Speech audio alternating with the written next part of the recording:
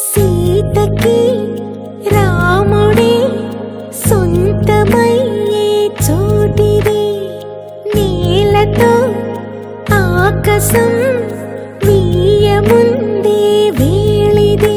మూడు ముళ్ళు వేస్తే మూడు లోకాలకి ముచ్చటొచ్చినమ్మా. ఏడు అంకలేస్తే ఏడు జన్మాలకి విడదీసిద్దమ్మా.